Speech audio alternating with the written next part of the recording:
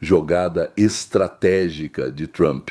Como Trump gosta de dizer, vocês vão se cansar de vencer. Então a pergunta é, vocês já se cansaram de vencer? Eu, pessoalmente, ainda não me cansei.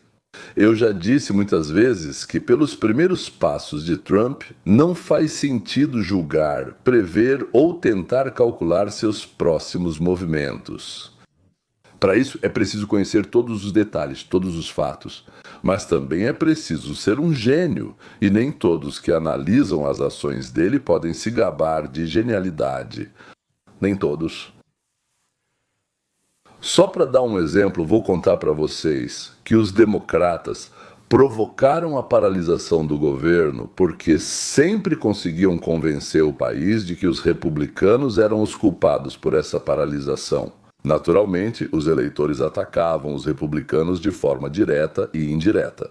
Os democratas criaram um plano. Na véspera da votação do orçamento, líderes do Partido Democrata no Senado e no Congresso vão ao presidente e, em nome dos cidadãos, pedem para ele não interromper os serviços do governo, mesmo sendo eles os responsáveis por isso, não o presidente. Eles já tinham artigos prontos nos jornais, instruções para os jornalistas de televisão e para os pequenos funcionários do partido. E como eles iam fazer escândalo seguindo um esquema já conhecido e habitual, todos estavam, por assim dizer, prontos para começar a qualquer momento. E foi aí que começou o que se chama de jogada estratégica de Trump. Isso é só um exemplo, depois explico o que está acontecendo. Se durante esse encontro Trump tivesse concordado com todas as exigências dos democratas, ou pelo menos com parte delas, isso teria sido uma grande vitória para os democratas. E se ele não tivesse concordado, teriam difamado ele. Quer dizer, no mínimo teriam passado piche nele, mas na verdade teriam jogado até merda também. E então mostrariam para o mundo inteiro como os republicanos são insensíveis, que eles não pensam nas pessoas. Então, os funcionários do governo federal, temos cerca de 2,5 milhões desses funcionários, que são 95% democratas, porque os democratas, por uma razão totalmente compreensível, os republicanos demitem eles, enquanto os democratas aumentam seus salários, bônus e outras coisas. Então, eles sabiam que uma interrupção no serviço significava apenas mais uma folga remunerada. E depois, ou seja, agora não pagam. Mas depois, quando eles voltam desse recesso, pagam por todo o tempo em que não trabalharam, como se tivessem trabalhado. Ótimo, simplesmente maravilhoso, absolutamente. Trump informou que sim, claro, vamos nos encontrar. Por que não? Com certeza vamos nos encontrar. E até o último dia dava oportunidade para os democratas prepararem seus lamentos. Na véspera do encontro, alguns dias antes da votação, Trump informou: Schumer começou exigindo um encontro, depois começou a pedir um encontro, depois de repente começou a implorar publicamente de forma chorosa por um encontro. Desculpe, mas o presidente realmente não tem tempo para você, respondeu a Casa Branca. Os democratas, encurralados pela própria retórica, votaram contra o orçamento e começou aquele mesmo lockdown que já está acontecendo aqui há 9, 10 dias. Mas os burocratas mal tiveram tempo de se alegrar com o fato de que agora teriam férias. E Trump anunciou que está imensamente feliz com a oportunidade de resolver o problema da demissão dos funcionários federais sem o Congresso e o Senado. E então, os democratas ficaram atônitos ao se lembrarem de que, ao interromper o pagamento dos funcionários e paralisar o governo, eles deram por lei ao Trump o direito exclusivo de decidir quem demitir e quem manter. E Trump começou a fazer o que ele de jeito nenhum conseguia fazer em uma situação normal. Quando os tribunais, o Congresso, dos sindicatos, digamos assim, tinham o direito legal de pará-lo, eles o paravam sempre que podiam, e mesmo quando não podiam, paravam. Então vamos jogar outro jogo, decidiu Trump. Deram a ele as chaves do baú e ele começou as demissões. Já são cerca de 200 mil, talvez ontem já fossem 200 mil e agora ainda mais. Servidores públicos desnecessários foram notificados. E ainda bem, como o Trump diz, bem, por aí aproximadamente uns 35, 40%. Mais 600 mil estão na fila. Essa é uma jogada genial do Trump. Quando perguntaram a ele se achava que os democratas não percebiam que ele estava bem, levando eles na coleira, ele disse: eu acho que eles não são tão idiotas. Eu acho que eles só queriam me ajudar a demitir funcionários desnecessários que eu de jeito nenhum conseguia dispensar, de esquentar banco ao tédio. Já fiz as contas. Se ele demitir 800 mil funcionários federais, cada um recebe, em média, de 105 a 110 mil, além de outros gastos. Iluminação do prédio, benefícios, 200 mil dólares por ano para cada um, o que significa uma economia anual de 160 bilhões de dólares.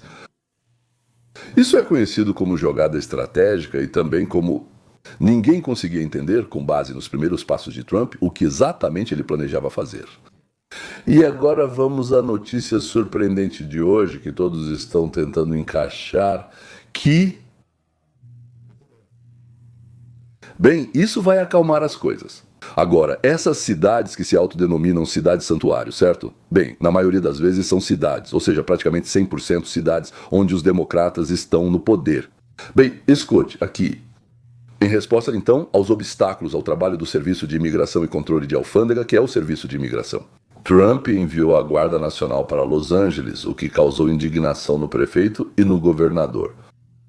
O clima estava esquentando em Washington, Distrito de Colômbia. Após muitas reclamações dos moradores, Trump enviou patrulhas federais e restabeleceu a ordem na cidade em uma semana. Mas Washington é uma cidade de chamada subordinação federal, não pertence a nenhum estado. E Trump, então, começou a dizer que planeja enviar da mesma forma a Guarda Nacional para mais 19 cidades, todos governados por democratas, exceto, se não me engano, por uma grande cidade sob comando republicano. Nas demais, quem governa são os democratas. Lá é uma bagunça, com assassinatos, incêndios criminosos, e é perigoso sair na rua. Ele disse que vai enviar a Guarda Nacional para mais 19 cidades, mas não sabe para onde ou o que enviar, só planeja. É uma área meio cinzenta. Pela lei, parece que não tem direito de interferir nos assuntos dos estados, mas ao mesmo tempo tem direito de proteger propriedade federal, prédios, né? Ou funcionários federais, tipo o pessoal da imigração, que são atacados. Isso. Trump enviou guardas para Portland, por exemplo, onde eles protegiam especificamente os prédios e os funcionários dos serviços federais. Mas os funcionários do Serviço de Imigração e Controle de Alfândega, sim, andavam pela cidade prendendo ilegais e os guardas iam atrás deles para protegê-los. Prefeitos e governadores transbordavam ódio. Agora imagine se Trump fizer isso. Se ele limpar as cidades e trouxer paz e tranquilidade para cidades onde eles não conseguiram estabelecer ordem por anos, décadas, então ninguém mais vai eleger eles. Ou seja, eles estão completamente ferrados. E Trump, por que assustar os prefeitos? Eu vou mandar para você e para os governadores. Se você não colocar ordem, meus guardas vão até aí. Barulho, gritos, desrespeito total à nossa democracia. Ele é um usurpador. Por enquanto só fala, vou mandar dos estados republicanos, ou seja, guardas, se você mandar seus guardas. Cada estado tem seus guardas. Eles, em princípio, estão sob o comando do governador, mas por ordem federal o governo pode assumi-los e eles passam a ficar sob comando federal. Então, os democratas entram em pânico, né? Imagina, em todas essas grandes cidades, de repente a vida normal começa a se estabelecer. Eles precisavam começar urgentemente a fazer isso sozinhos, mas faziam muito mal. Eles teriam mostrado que durante anos, décadas, não fizeram nada. E quando ficaram assustados, começaram a fazer por causa do Trump. Por isso decidiram resistir ao Trump. Mas era nisso que o Trump apostava? E permitir isso, erradicar o crime, isso seria suicídio, digamos assim, para os prefeitos, para os governadores. Os democratas começam a errar, se apressam e, sem notar, seguem o caminho que lhes é imposto. Quem é Donald J. Trump? E então, os democratas, levados à fervura impotente, chegaram exatamente onde foram atraídos. Olhem, ouçam o prefeito de Chicago. Bom dia a todos, bom dia. Obrigado a todos por terem vindo hoje e a todos os representantes eleitos que estão aqui nesta manhã. Obrigado às organizações comunitárias que estão juntos neste momento crítico da história do nosso país. Hoje falaremos sobre os acontecimentos da semana passada. A semana passada mostrou o verdadeiro rosto da política de imigração da administração em nossa cidade e o mundo inteiro pôde ver isso.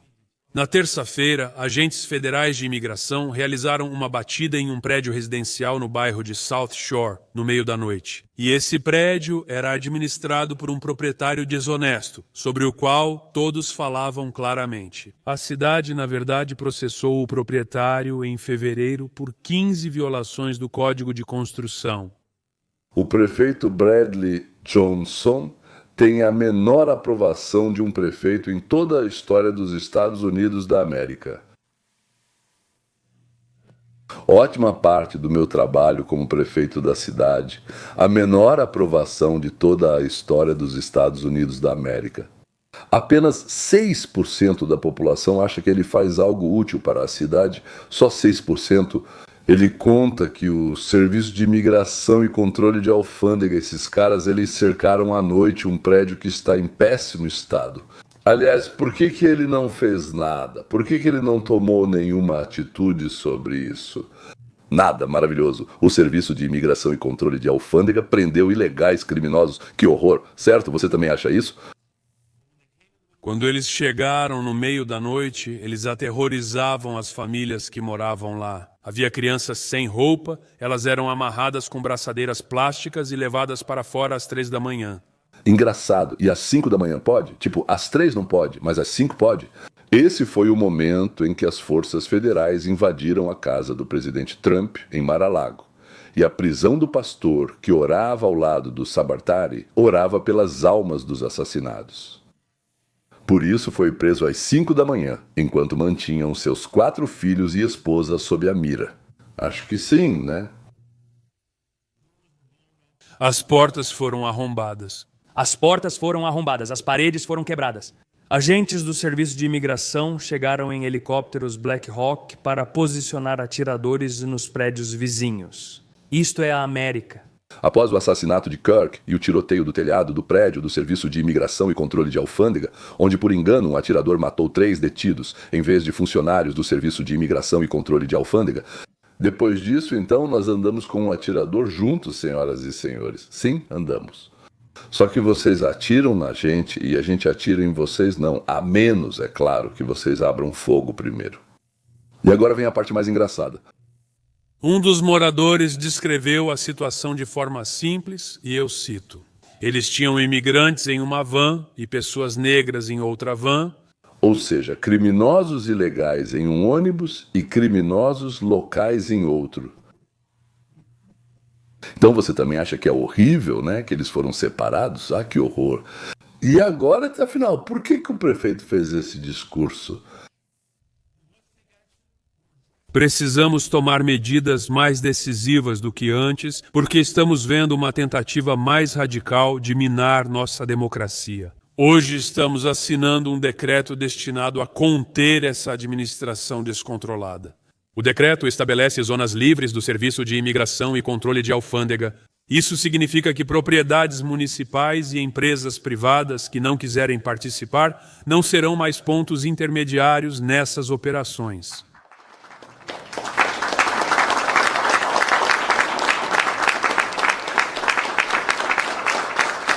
Deixe-me explicar o que tudo isso significa. Se funcionários federais estacionarem seus carros em estacionamentos ou áreas municipais, a polícia deve expulsá-los desses locais. E se eles não saírem, então prender. E se não obedecerem, atirar. Atirar em funcionários não é engraçado. Órgãos federais dos Estados Unidos da América. Ao mesmo tempo, o chefe do Departamento de Patrulhamento de Chicago ordenou que não ajudassem os funcionários federais, mesmo que eles estivessem em perigo. Em Chicago, fontes disseram à Fox News que a polícia foi orientada a não ajudar agentes do Serviço de Imigração e Controle de Alfândega em perigo. Mike Tobin vai contar essa história em detalhes. Olá, Mike. Sim, mas temos muitos policiais comuns de Chicago que nos bastidores nos dizem que estão indignados com o fato de terem recebido a ordem de não intervir após o ataque aos agentes federais. A ordem aparentemente veio por mensagem do chefe de patrulha via Departamento de Emergências e Comunicações. Nenhuma unidade irá responder a isso. Várias fontes da polícia nos confirmaram que a mensagem é autêntica e isso é comprovado por uma gravação de áudio da ordem de não agir. Para que o operador acreditasse nessa situação absolutamente impossível, nessa ordem completamente absurda, o oficial de plantão teve que se aproximar do microfone e confirmá-la. A polícia de Chicago ficou descontrolada, não ajudou os colegas, não ajudou os cidadãos americanos que vieram à cidade para cumprir seus deveres. Algo assim neste país ainda não foi visto. Naquela mesma noite, o chefe de polícia, cujo superior direto é o comandante, que por sua vez responde ao prefeito da cidade, acabou de receber uma ordem para ajudar. Ele foi à coletiva de imprensa e afirmou que o prefeito é um idiota e babaca. É verdade. Em outras palavras, a polícia de Chicago não vai prender e não pode prender agentes federais porque alguém acha que suas ações são ilegais ou impróprias. esse alguém é o prefeito, bem, o chefe dele. As regras de engajamento deles são diferentes das da polícia de Chicago e de outras agências locais de aplicação da lei. Precisamos entender isso claramente, senão veremos outro evento como o de sábado. Não podemos agir assim nesta cidade. Se quisermos manter a paz aqui, precisamos ser inteligentes em como agimos. E atacar as forças de segurança em qualquer circunstância não é seguro para ninguém. Falando de forma clara, eu, Kozlov, não vou obedecer àqueles idiotas que exigem que prendamos funcionários federais. Já o prefeito, que é tão idiota que simplesmente não entende o que está fazendo, Você disse anteriormente que os agentes federais que violarem seu decreto estarão cometendo um crime. Quero ouvir mais sobre isso. Bem, eu quero ouvir mais sobre isso. Você acha que eles deveriam ser acusados de um crime? Como funcionará a aplicação em relação ao componente criminal? Eles Deveriam ser acusados, pois é crime. Por quem? O órgão que eles estão violando é a cidade de Chicago. Isso é um crime. É esse o ponto.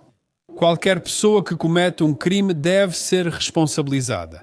Quero dizer, não é essa a regra básica do que eles supostamente chamam de lei e ordem? Como você espera que as pessoas respeitem sua capacidade de manter a lei e a ordem se você mesmo não a segue? Então você quer que o promotor do estado os acuse? Eu digo que eles devem ser responsabilizados. E ele mesmo não sabe como cumprir, mas nós. E ladrões. Aqui está.